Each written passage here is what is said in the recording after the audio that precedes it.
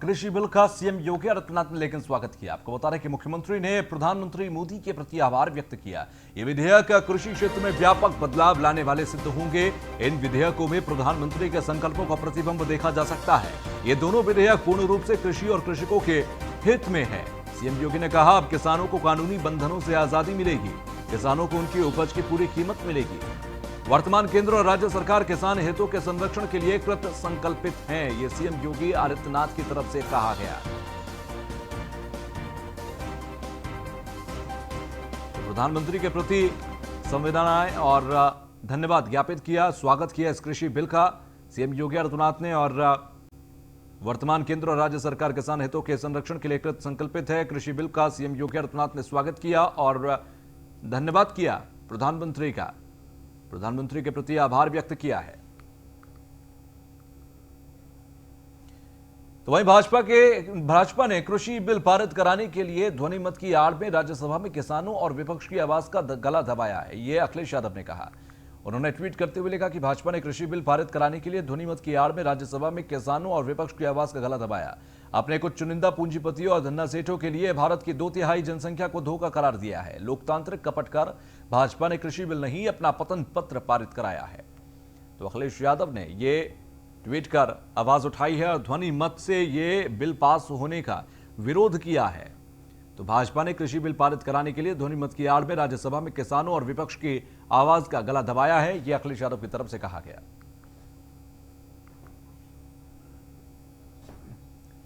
चलिए खबरों में आगे बढ़ते हैं। बेसिक शिक्षा विभाग में 54,120 शिक्षकों का ट्रांसफर हुआ।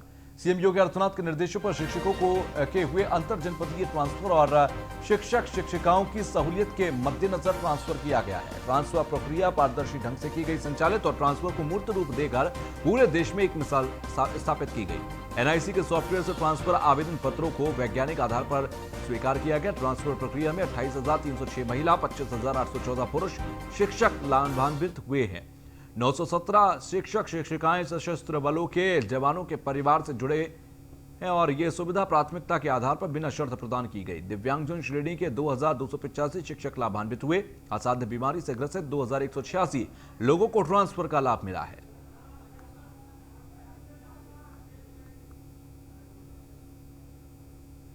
तो बेसिक शिक्षा विभाग में 54,120 शिक्षकों के ट्रांसफर किए गए और ये ट्रांसफर के लिए दिए गए आवेदन पत्रों को ध्यान में रखते हुए ट्रांसफर किए गए हैं। बेसिक शिक्षा विभाग में 54,120 शिक्षकों के ट्रांसफर हुए हैं।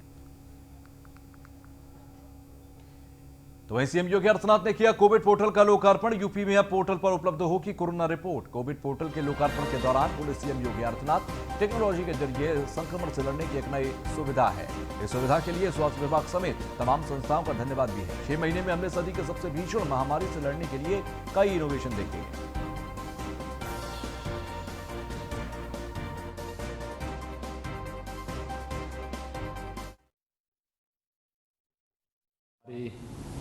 कोविड-19 के संक्रमण के दौरान प्रदेश के अंदर प्रदेशवासियों के लिए टेक्नोलॉजी के माध्यम से इस संक्रमण से लड़ने की एक नई सुविधा का शुभारंभ हुआ है। मैं इसके लिए स्वास्थ्य विभाग को और इससे संबंधित सभी संस्थाओं को हृदय से धन्यवाद देता हूं। पिछले 6 महीनों के दौरान हम लोगों ने इस सदी की सबसे भीषण महामारी से लड़ने के लिए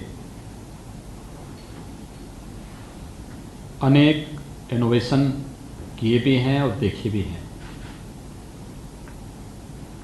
हर एक का उद्देश्य है जनता को अधिकाधिक सुविधायुक्त बनाना और जटिलता पूर्ण व्यवस्था को सरलता और सुगमता में कैसे बदल सकते हैं, इस दिशा में बेहतरीन प्रयास करना शासन का उद्देश्य ही होता है।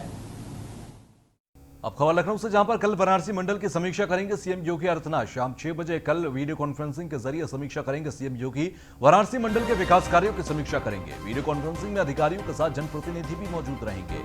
वाराणसी मंडल में आते हैं चंदौली, गाजीपुर, जौनपुर जिले। लगातार प्रदेश के मंडलों की समीक्षा कर रहे हैं सीएम योगी आदित्यनाथ, और सीएम योगी ने कल ही देवीपाटन मंडल की समीक्षा की थी। अब कुल 9 मंडलों की समीक्षा कर चुके हैं सीएम योगी आदित्यनाथ। कल वाराणसी मंडल की समीक्षा करेंगे, जिसमें चंदौली, गाजीपुर और जौनपुर जिले आते हैं।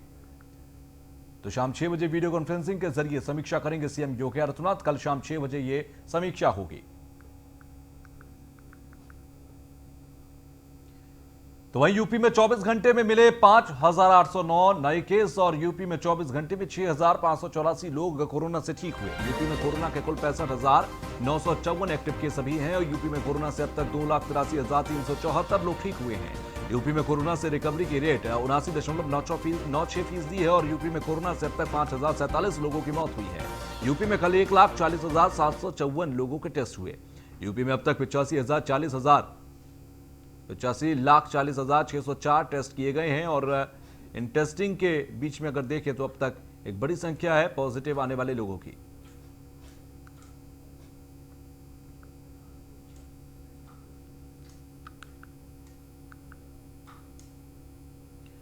तो उत्तर प्रदेश में तेजी के साथ पैर पसारता कोरोना। लगातार तेजी के साथ कोरोना के मामले यहां बढ़ते जा रहे हैं। यूपी में 24 घंटे में 6,584 नए मामले सामने आए।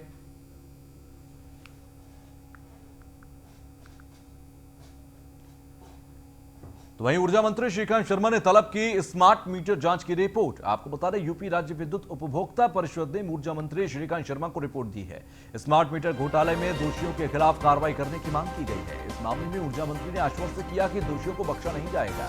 दोषी पाए जाने पर स्मार्ट मीटर निर्माता कंपनी को काली सूची में डाल दिया जाएगा, यानी कि ब्लैक लिस्ट कर दिया जाएगा। ऊर्जा मंत्री ने परिषद की रिपोर्ट पर पावर कॉर्पोरेशन के चेयरमैन को कार्रवाई का निर्देश दिया। परिषद के अध्यक्ष अवधेश कुमार वर्मा ने ऊर्जा मंत्री से मुलाकात के दौरान मांग की है, स्मार्ट मीटर निर्माता कंपनी को काली सूची में डाला जाएगा।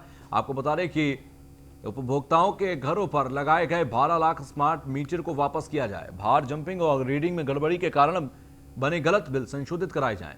मंत्री से यह भी कहा कि जिस तरह से मीटर निर्माता कंपनियों को कुछ उच्चाधिकारी बचाने में लगे हैं, उससे साबित होता है कि खराब गुणवत्ता वाले मीटर की खरीद में बड़ा रैकेट शामिल है।